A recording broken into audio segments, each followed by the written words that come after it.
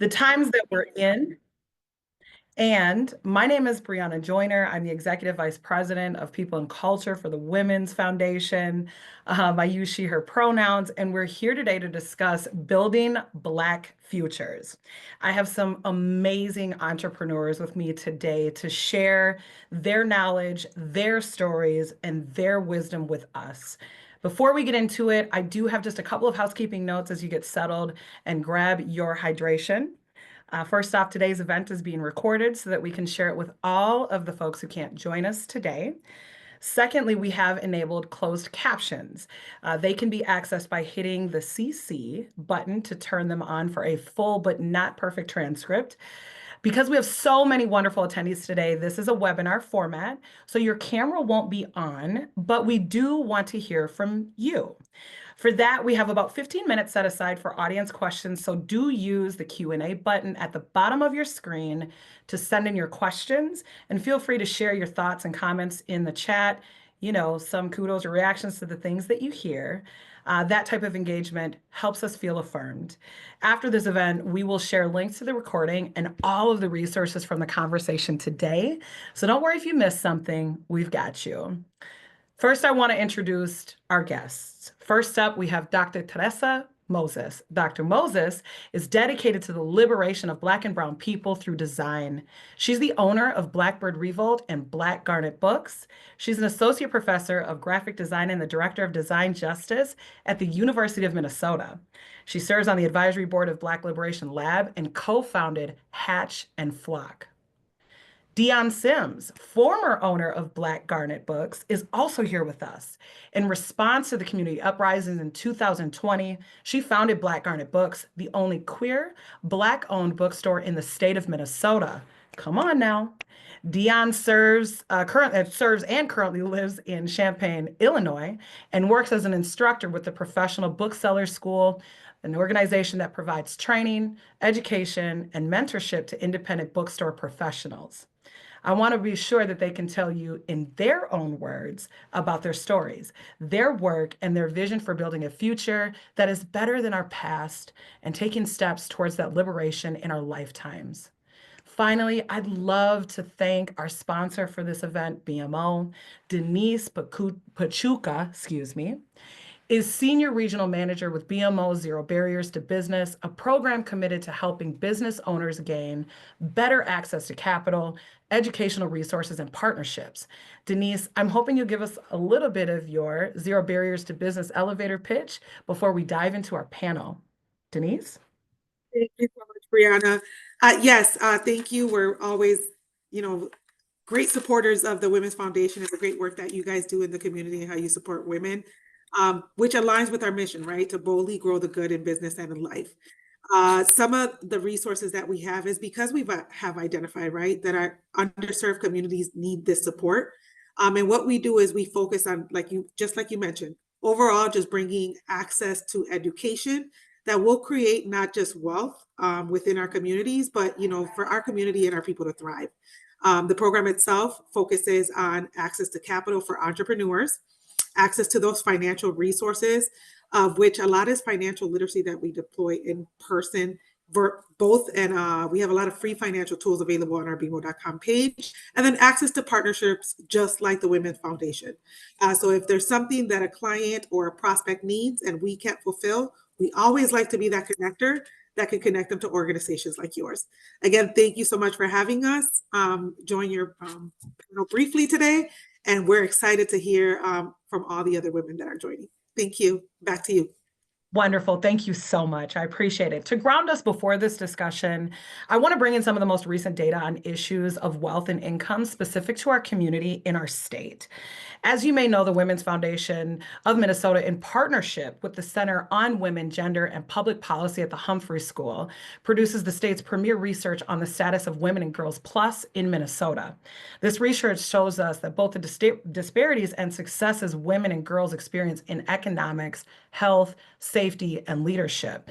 We will drop a link to this very comprehensive report in the chat, but for the purposes of today's presentation, we're going to zero in on the data around the wage and wealth gaps and some of the solutions to closing those gaps. The wage gap hasn't narrowed in the last 10 years and persists, especially for communities of color and indigenous communities. The wage gap is an effect of gender and racial, as well as other biases, and we know it actually grows over the course of women's lives. This wage gap is one of the drivers of the wealth gap, which also includes inheritance and home ownership, which are really byproducts of income. We know that Minnesota has the third largest racial wealth gap in the country. Think about that as we enter into this conversation today. It is used to be that we thought of education as the pathway out. Now, we know that when we look at data around the wealth gap, we see that regardless of education, women's earnings trail those of similarly educated men. The last data point I want to bring up is home ownership. In Minnesota, the disparity in home ownership rates between white households and households of color is worse than the national average. In fact, in the Twin Cities, it's worse than any metro region in the country. We know that this gap affects single mothers from communities of color the most, and we can only change this statistic around if we make significant change in the gender and racial wealth gap, as well as the wealth gap. The racial wage gap as well as the wealth gap. I want to make sure I get that right. We're here today to hear more about the experiences and insights of our panelists as we think about what it takes to build strong economic futures, to grow our dreams, overcome systemic barriers, and grow a lasting generational wealth. We know that solutions live in communities, and we're here to shine a spotlight on the history, present, and future we know is possible when we collectively invest in economic justice. You might ask, what's economic justice? It's one of the four major funding areas of the Women's Foundation, and it's a major component in creating a more abundant Minnesota where all women, girls, and people can thrive. The Women's Foundation targets the root causes of the disparities we see in the data by investing in people and pathways to economic well-being through education and entrepreneurship. And because so many of these barriers are systemic, we invest in advocacy and policy change to create stronger systems that work for all Minnesotans. And so, with some of the realities we're facing in our background, I want to bring in the beautiful ideas and vision of our panelists here today. Please welcome Dr. Teresa Moses and Dion Sims. All right. Hi. Hello. Thank you so much for being here with us today. So my first question, as we're reflecting on history and building wealth today, is this. Before the construction of I-94, the Rondo neighborhood in St. Paul was a thriving hub for Black businesses and culture.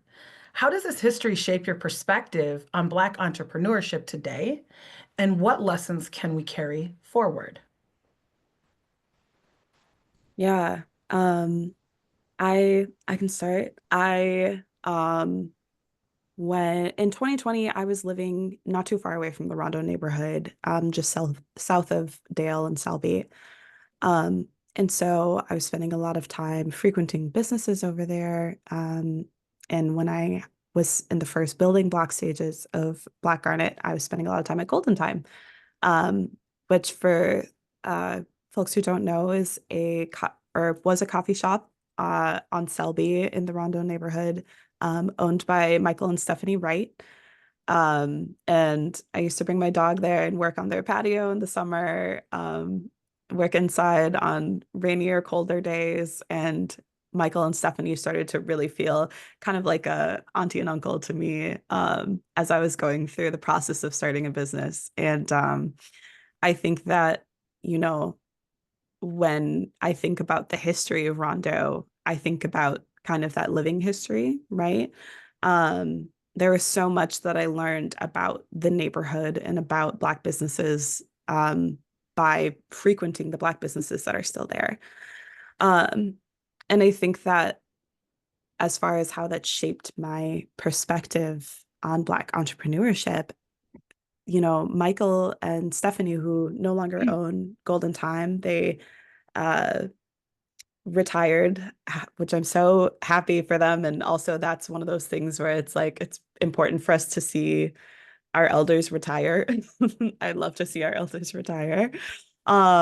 And they handed Golden Time over to the Rondo Land Trust.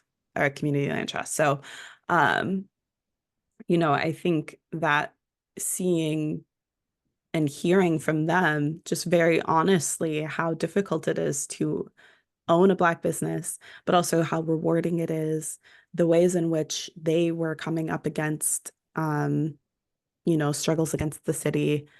Um, and then seeing that mirrored in my own experiences with um, trying to find funding or, trying to figure out how to create a sustainable business model.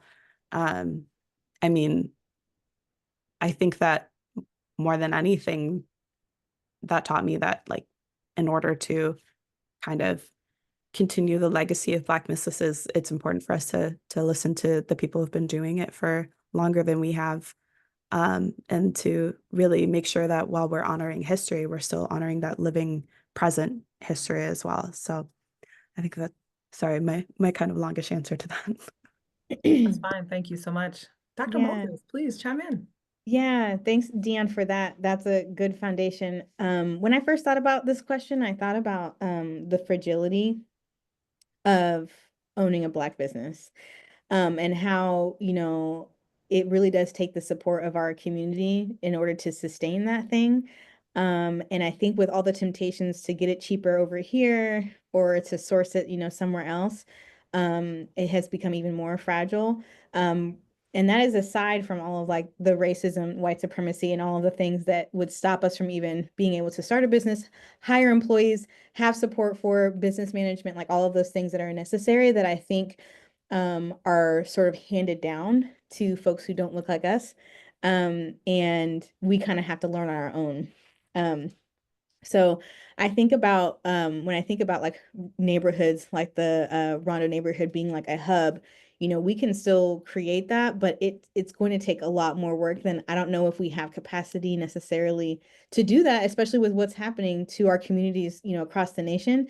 So I just think about how we have to get support from our community, but also how fragile even this thing that we're holding, like Black entrepreneurship, even is. And so that was my first kind of inkling when I'm hearing about like the Black Hub and how we can, become thriving businesses. Thank you so much for that. And there's been some really great things happening, certainly within Rondo and even, further beyond. I do have another question for you that I'd like to dig a little bit deeper and hear from both of you. And that is, how do you see the legacy of Rondo and other historically Black communities influencing the entrepreneurial spirit of the next generation? Yeah, I think go ahead. okay. I don't have necessarily like a fixed answer for this because I harping back onto what Dion just said with like seeing our elders retire.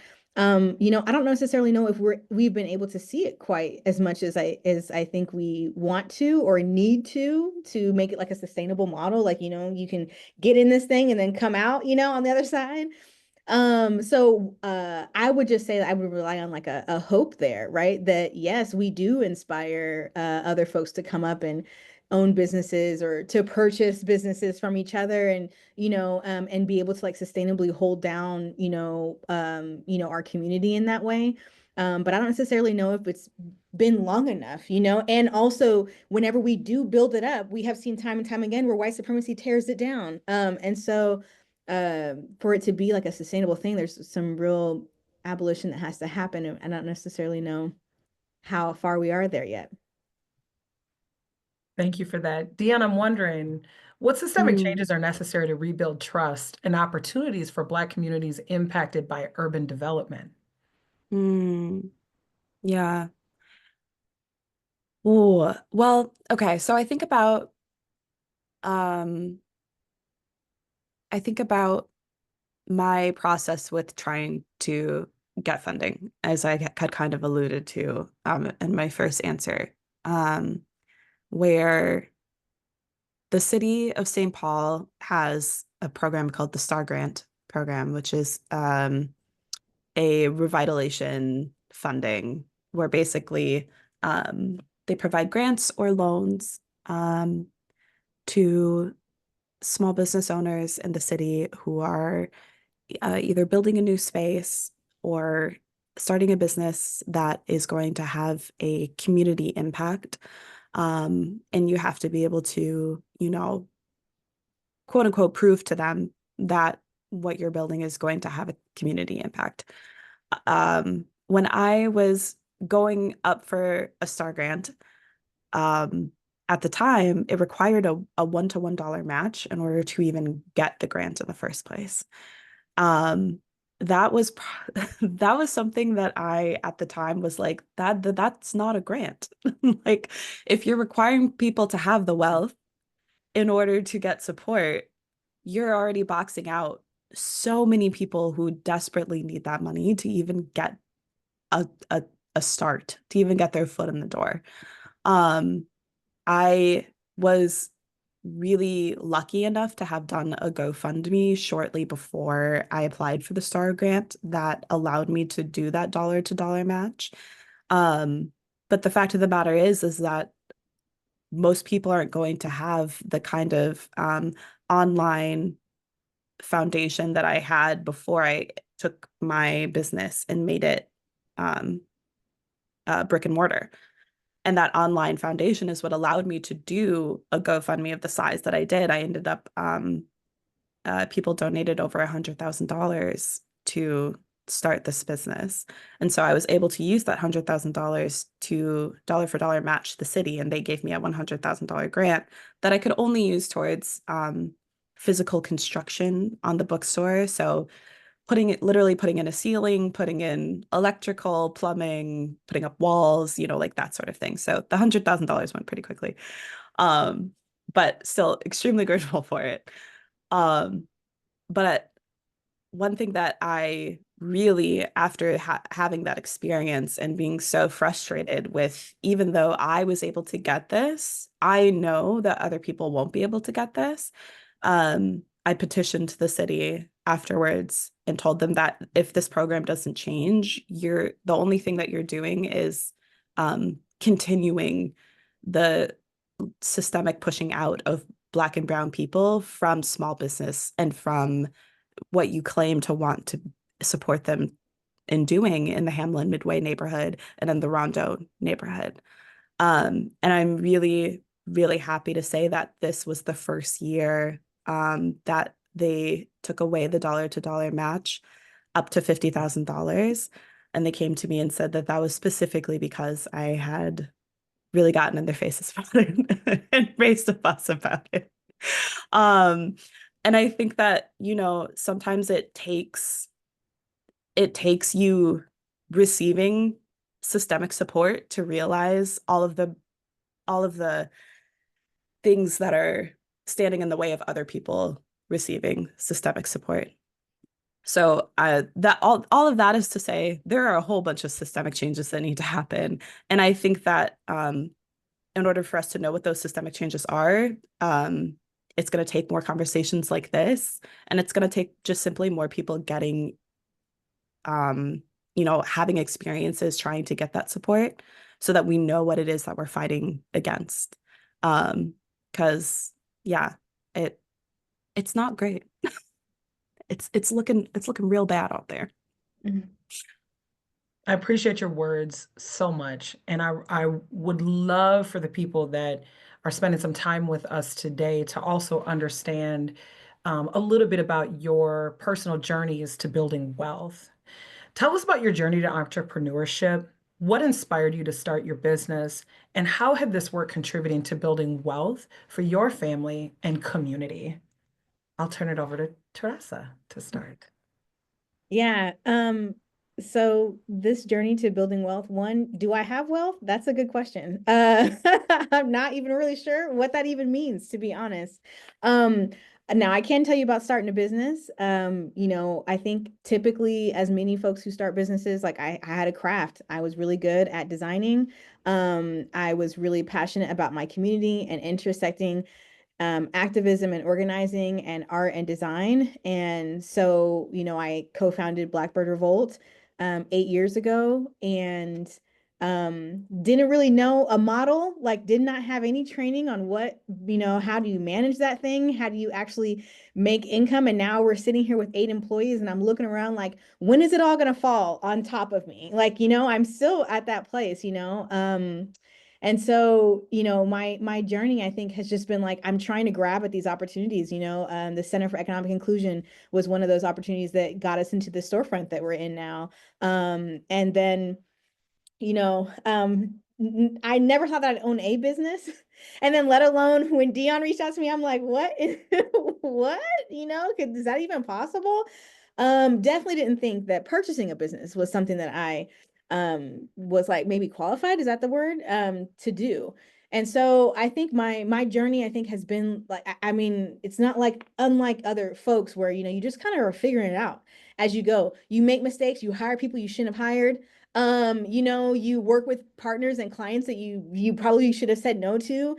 And you're just like kind of scraping a little bit until you kind of figure out your groove.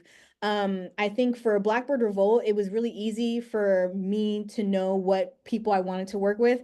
And really it's about like kind of figuring out personalities. At that point, like, do we actually work well together? Do I actually have to fire my client here?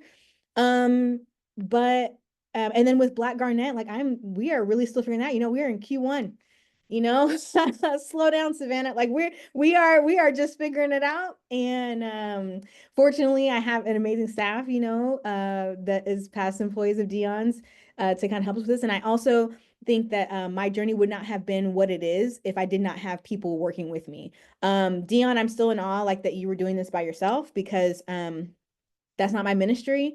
I definitely have to have folks working with me to do things. So, I have an amazing business manager at Blackbird Revolt who also now business manages Black Garnet Books, and so I have amazing staff and team, players. I have, a co-founder for Blackbird Revolt. So I had folks kind of helping and having like a think tank of like things I'm going to bounce ideas off of. So when things weren't going well and it was really, really horrible, you still had people who were down in the trenches with you. And so I would say, for sure, finding like those little pockets of support for folks who understood the struggle you were going through was like super important to making this thing last. And yeah, I'm still in awe of how it is happening right now and how I'm able to do this and have my, interest in so many places. But I would definitely say I have to lean back on the support of community and folks that are working with me to do this thing. But yeah, I'm still figuring it out. That's the answer, like short one. I love that. Thank you so much. Uh, and we'll go just a little bit further. I'd love to hear from both of you how your intersecting identities shape how you think about and approach wealth building.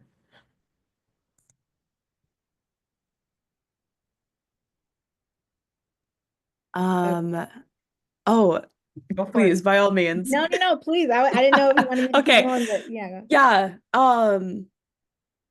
So I think for me, my uh, when I think of my intersecting identities, I think of, you know, obviously like community member, woman, Black, queer, um, activist, all of these different things that um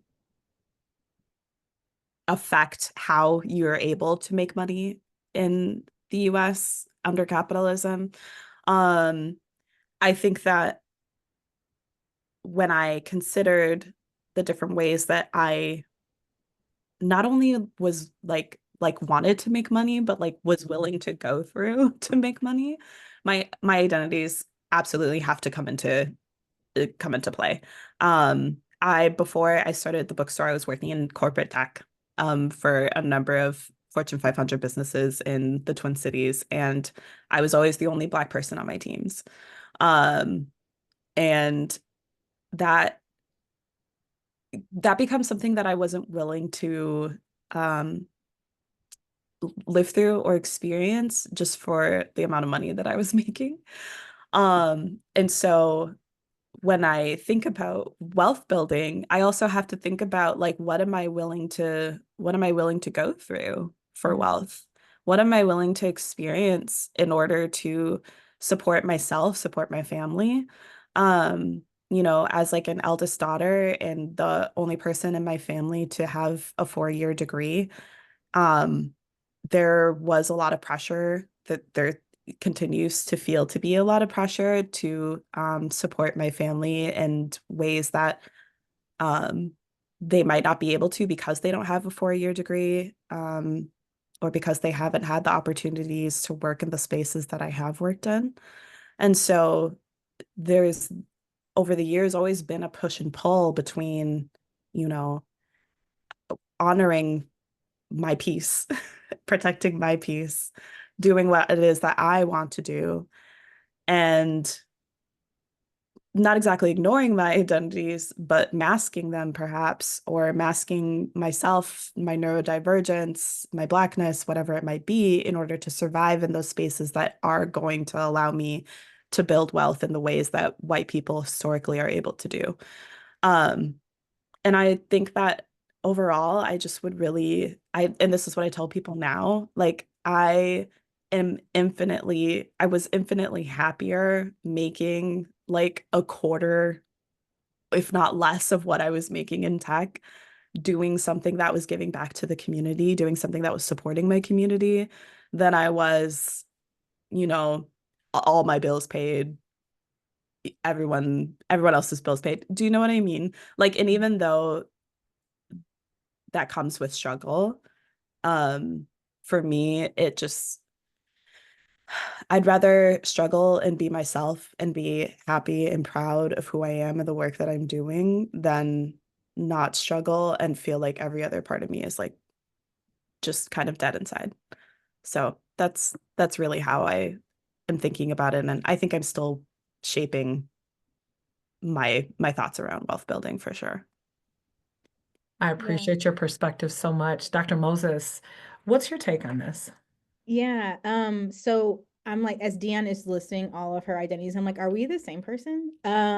So like exact same, identities. I just got diagnosed for, officially with ADHD, which like I knew I had it, but it was just it's so nice to be like, I have it. So all of these identities that I have absolutely influence what I do. Like, I am still in an institution, unlike Dion. I'm still in an institution that one they're running scared right now. People are canceling events that, anytime you mention DEI, like, I'm still in that institution. I'm the only Black professor in the full College of Design, 80 faculty. Like, I'm still there where I am the only one. And so, I think people look at the work that I do and they're just like, why are you going so hard? Why is it so Black? Why is it so, femme? Why is it so gay? And it's just like, because I can't be that in those other spaces. So of course, if I own a business, that thing's gonna be very much that. It's gonna be very much Black liberatory. It's gonna be very much abolitionist, very much gay, very much queer. Very much neurodivergent. It's gonna be all of those things because, like Dion said, this is where I find my peace. This is where I find my ability to express myself. And what I love about all the things that I do, like as I'm like listing all the things that I have my hands in, it does seem like a lot. It is a lot, but the overlap is so seamless where everything kind of runs into one another. And I think that that's a really important piece of this too. Like even at the university, where I'm not necessarily feeling like I can be around these spaces all the time, my research and my work, my scholarship, the things that I contribute to students in the classroom, all of that is going to be very much Black, very much queer, very much abolitionist, and that just, trickles through all of the places in which I actually have more agency and control over what happens, right? Blackbird Revolt, Black Garnet Books, just again, continuing the legacy that Dion had already started, very much abolitionist. And so those things very, very much excite me because it's like, we talk about like reimagining and what abolition is and thinking about like recreating places and spaces for us. These are little tiny slivers of where I get to do that at. And that makes me excited to wake up and come to a studio, or wake up and on Sundays and go meet with the team at Black Garnet and be there and work for the day. So yes, it is, there is a lot that's happening and a lot that needs to be done, but I'm like Dion, where I'd rather be doing this than only working in an institution, and that's all I have. And so when they do finally cancel DEI, then what you doing now, you know?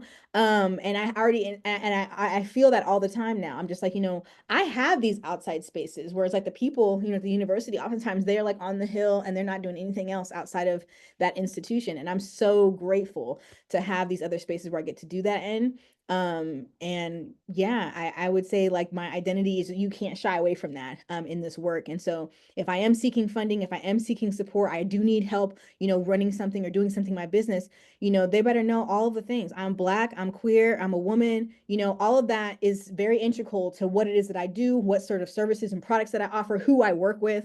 And so if you don't, if you want to work with me, you're gonna have to deal with that. And if you don't want to, cool.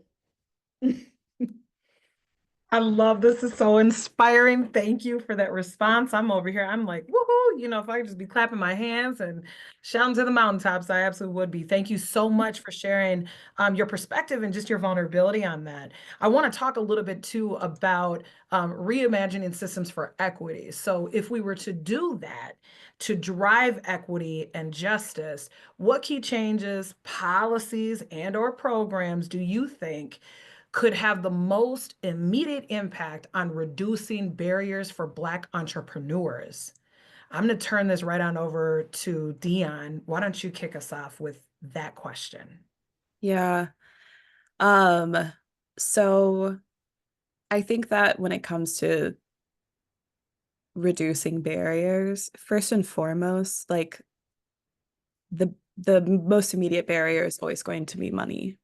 Um, it's always going to be financing, funding. And so when we think about, you know, specifically, and Minnesota is the one place I've lived for the majority of my life. So all of my context is going to be within Minnesota. Um, Minnesota being statistically one of the worst places to live as a Black person due to these economic disparities in housing, these racial disparities in wealth. It's it's very important while we see Minnesota taking steps with, there's um the project to get rid of it's escaping me right now. With housing, there used to be parts of the deed that would say that you couldn't give the house to Black people if you sold it. I know what you're talking about. I can't Do you know what I'm remember. talking Yes, about? I do I know what you're also talking can't remember it. If someone can remember it and put it in the about. chat, I love you forever. Thank you so much. Racial covenants. Yeah. Racial covenants. Thank you so much. Let's go, chat. So racial covenants, when we think about the fact that those were having an effect on Black people's ability to own houses all the way into the 90s. I was born in the 90s. Like that is one of those things where I'm like, that was a direct effect on my family's ability to build wealth here. It's one of those things that like when you talk about Black entrepreneurs now, like you do have to go back 30 years, 40 years and see what the landscape of things was, because that's where wealth should have started. And that's where the wealth that people my age who are starting businesses are, getting a small loan from their parents, or their parents are buying them condos, or, like it doesn't start today. It didn't start, So I think about what we want to do going forward, like we also have to look backwards. So as far as policies and programs go, there has to be like a true effort, not just nonprofits picking up the pieces that are being dropped, but the actual state of Minnesota making right these wrongs that they've historically made against Black people here. And I think when we think about, again, businesses starting in different parts of the city, we have to look at the way transit is set up in the city. Are Black people able to leave the neighborhoods that they've established? Because right now, the city of Minneapolis has more or less sequestered Black people into two different areas in Minneapolis and then said, you get one bus You definitely don't get a light rail. So if you want to start a business, it has to be within a block of where you live, which is great. You should start a business in your neighborhood. I support that. Um, However, when it comes to options, when it comes to making Yeah. sure that people have the ability to choose for them what's right for them and their business, people need to be able to, you know, get around. Like it's that simple. I think one of the reasons that Black Garnet has the location is so great is the fact that it is on a transit stop.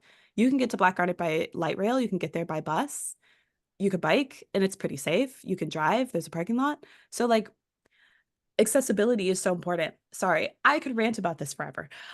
There's so many there's so many different policies and programs, but it comes down to accessibility. It comes down to making right the historical wrongs against the Black communities in Minnesota. Um, and the state just really being honest about what those wrongs have been and making sure that when they put up these programs, they don't just look good on the outside.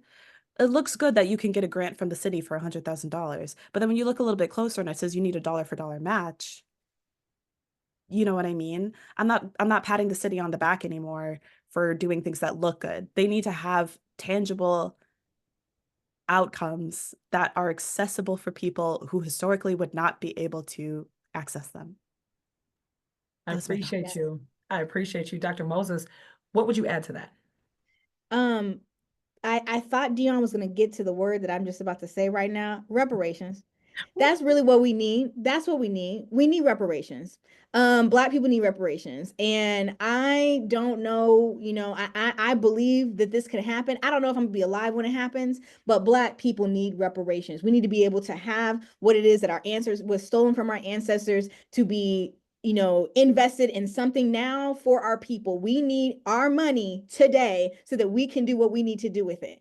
And that's point blank period. And that comes with everything that Dion just said, the city, the states, the US government acknowledging what they did to us and saying here's how we're going to right that wrong. And the thing is, they have done it to many other groups and given them reparations. They need to give Black people reparations. And so when I hear this whole thing about that dollar for dollar match, no, run me my check because I deserve it for being Black here in the Minnesota region, and not being afforded the opportunities that my other colleagues who, have less credentials than I do are given. So reparations, that's all I wanted to add.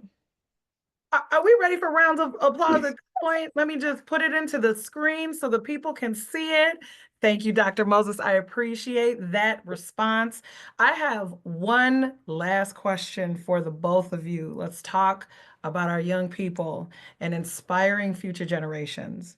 So, as leaders and entrepreneurs and being the incredible women that you are, what advice would you give to young people who want to start their own businesses or advocate for economic justice? Dr. Moses, let's start with you. So I definitely think one thing that I have been saying a lot in this panel is that you cannot do this by yourself. So I think that society glamorizes the one person who's doing the one thing that no one else could, and that is not abolition work. That's not community work. That's not bringing folks along with you.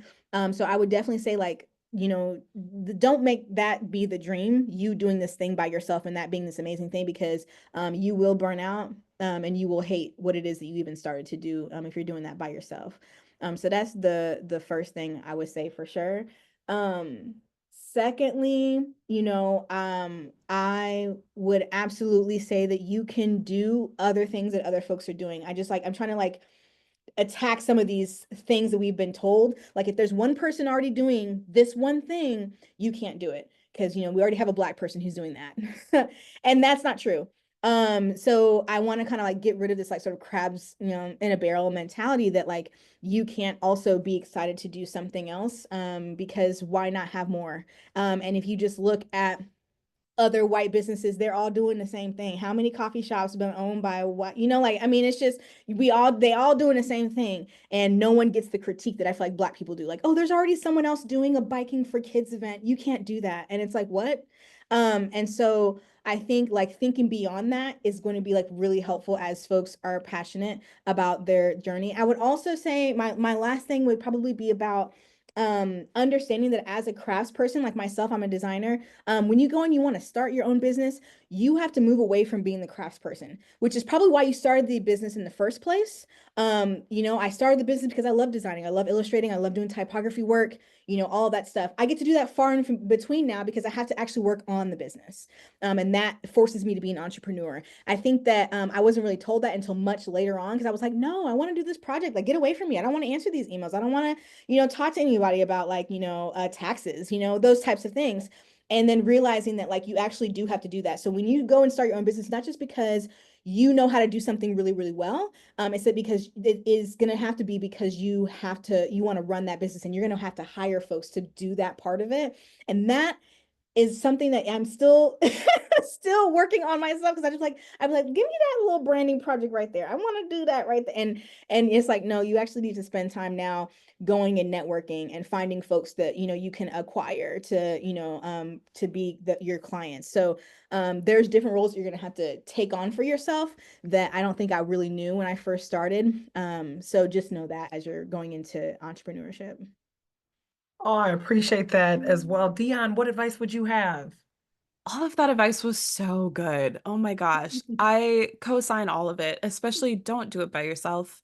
Um, I I'm like so grateful for everything that I learned running Black Garnet Books for the last 4 years, but like I deeply wish that I had, just taken more time to think about what it would mean for me to do this by myself. And, no matter how much support you have from other people outside of the business, no one's going to care about it as much as you do. And no one's going to be as into like in the weeds of it as you are going to be.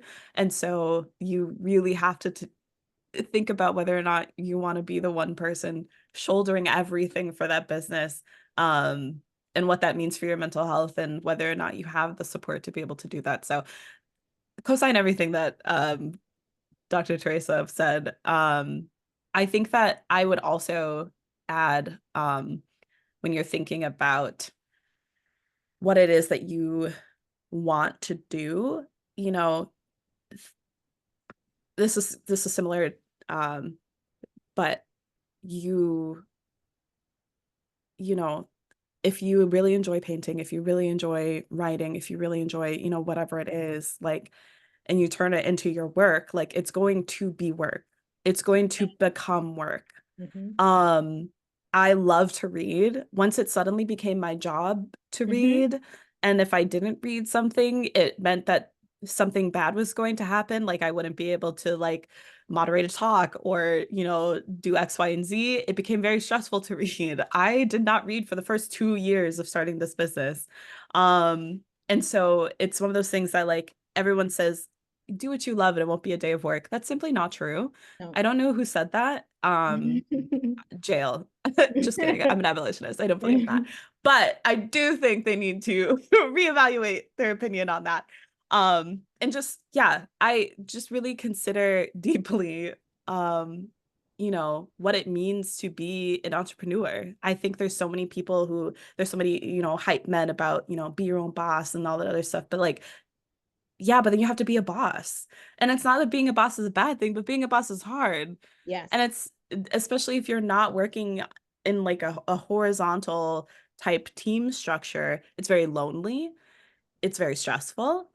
Um, and you really have to consider whether or not that is something that you genuinely want to do. And being an entrepreneur doesn't mean that you're suddenly going to have a whole bunch of money. In fact, it probably means that there's going to be a long time that you don't have a whole bunch of money. So yeah, I would just encourage people to think really deeply about it. Think very, you know, introspectively about who they are as a person, and whether or not their talents are better suited in other ways. And if so, great. And just really embrace that. Thank you so much, Dr. Moses and Dion. Now we're going to go ahead and transition to take a few questions that viewers do have for you. They are being put into the chat so that you've got them visibly as well. I'll start with the first one. Regarding the wage gap, Folks have heard that Blackbird Revolt has an equitable pay structure built into the business. Can Dr. Moses, so to you, please talk about how you created and adopted that and what it means for the business? Absolutely. So, everyone's work is going to contribute to the business in ways that are necessary for the business to thrive. I'm sure folks have all, seen like all of these CEOs who make millions and millions and millions of dollars while their lowest paid worker is, not even making $15 an hour. And so that is, as an abolitionist, design and production studio, that is one thing that we wanted to tackle very early on. So when we started actually taking salaries, which to Dion's point, we wasn't doing that for a while. But when we finally decided to do that, we wanted to have a flat socialist type of model to where anyone who was coming into the organization knew exactly what it was that they were getting, exactly what it was they were signing on to. So not only do we have a 60K is what everyone makes a year. It's a 4-day work week. So if you want to take on that extra whatever job, you can do whatever you need to, but rest is resistance. We have 21 holidays, and then we have quite a couple of weeks off that we all take as a company. So we really try to structure the organization where folks feel valued, they don't feel overworked, because we are doing creative stuff and we're doing it for institutions and organizations and agencies that are doing really amazing things. But it can be really heavy material. Like, people are going to come to us for the Black thing. They're going to come to us for, the police violence thing, or they're going to come to us because of the opioid crisis that's happening in Black communities. Like, they're going to come to us for those types of things. So they're heavy. And so trying to make sure that we have already structured that in, rest inside of our business structure is super important. I would say, we reevaluate every year. We didn't start hiring employees until maybe 3 or 4 years ago. So we reevaluate every year. My goal would be in the next few years to get everybody up to 80K. Absolutely. But I do think that model helps folks understand that, like, while yes, there is an owner, there is a business manager, there's a project manager, there is creative director, there is all of these roles, that everyone is still valued the same. And I think if I had worked, in a design a studio that way when I was first learning to design, it would have built me up a lot more, right? I was making like 28,000 for many, many years, and I was living in Texas. So I am the model for us is not just like something that it is a reflection of our values. That's the point. It is a reflection of our values. It is a reflection of who we think everyone is in our organization. Everyone is valued to that extent. And then so when we all succeed, when we all do really great on a project, we all feel that together. Like, we were able to give bonuses for the first time in December. And that was really cool, to be able to do that. And so when we took on Black Garnet, we was like, okay, I'm still waiting for a check from Black Garnet. We gonna wait though, because but made all of the employees' salary, so now that's off your plate. What do we do? How can we make this business more successful? And so that's what we're focusing on now, is like, how do we expand? How do we expand our impact and our reach? And so when you take the weight of thinking about how am I going to afford a living away from employees, it makes for a better work environment. And the only way it's sustainable is, of course, by getting contracts and working with folks who see our vision. And I just have to like rely on the universe to bring those opportunities to us. But yeah. Thank you so much for your response to that. And there are lots of good questions. I want to make sure that we've got some time. So we're going to keep rolling with some questions till about 12:57, and then we're going to close this out. So I love this comment and this ask. It says, we go far together. We go farther together. It's not really a question, but curious if Dion and Dr. Moses, if you could share shout outs to the organizations and the people who have supported you all to make it this far in your journeys. Yeah, absolutely. To start with, there are all the people who supported me, from the jump, whether it was Golden Time, letting me work in their coffee shop at all weird hours of the day and supporting me with different bits of wisdom. Black Garnet Books has been working with the Women's Prison Book Project since we started. The Little Free Library has been an amazing support.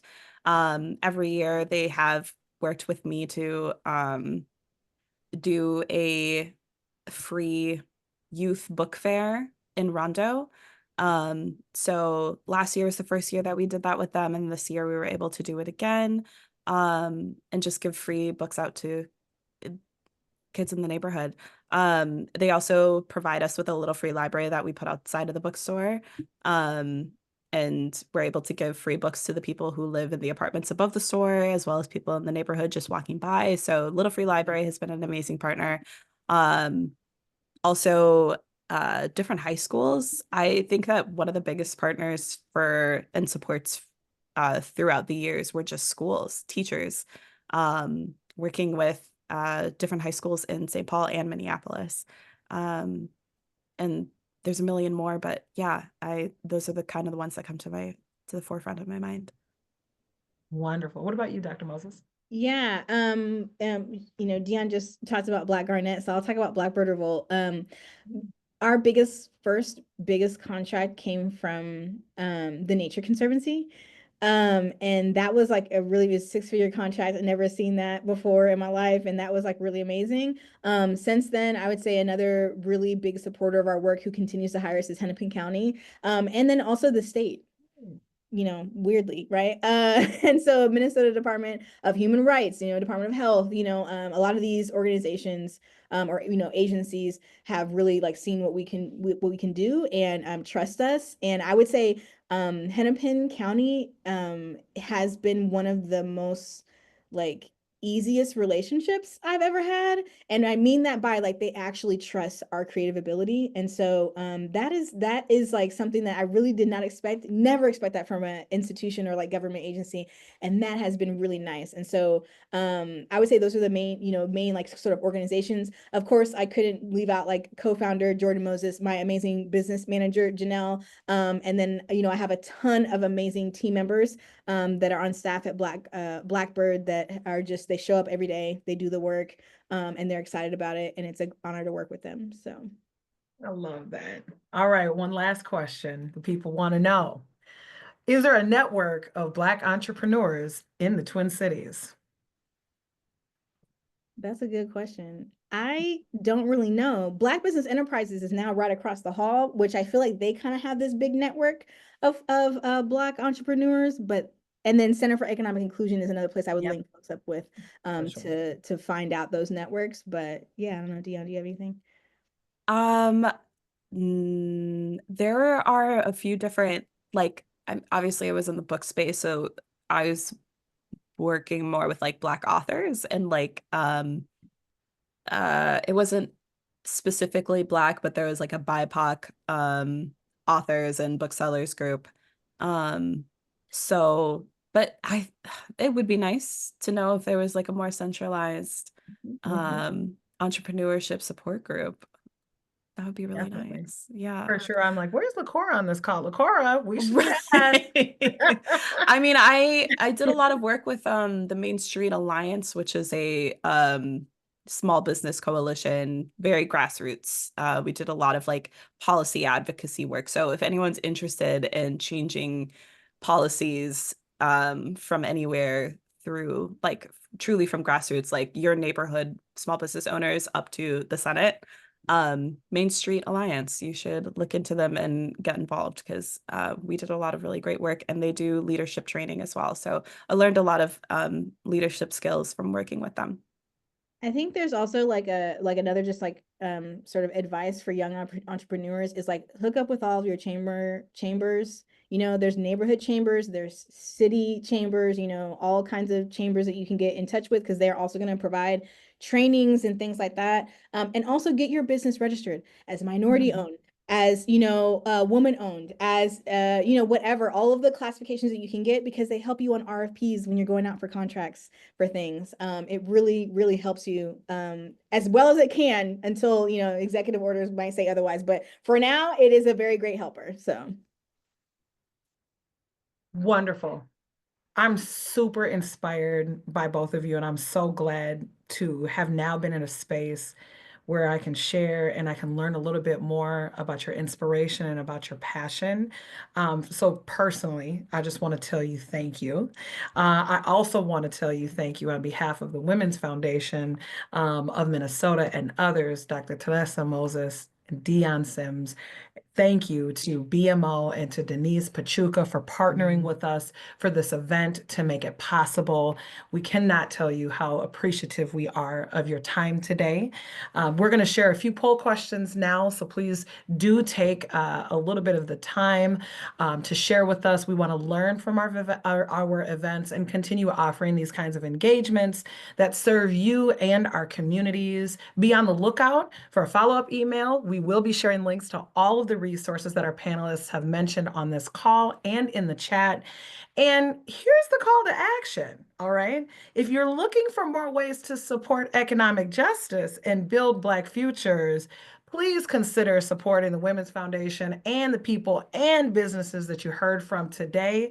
What did Rihanna say? She said, pull up. Be sure that you support Black Garnet Books, which is an independent bookstore in St. Paul, Minnesota, that's located at 1319 University Avenue West. You don't want to miss it. And I know I will be on my way to go make some purchases. So thank you again to all of you for spending your time with us today on this lovely afternoon. Have a wonderful day.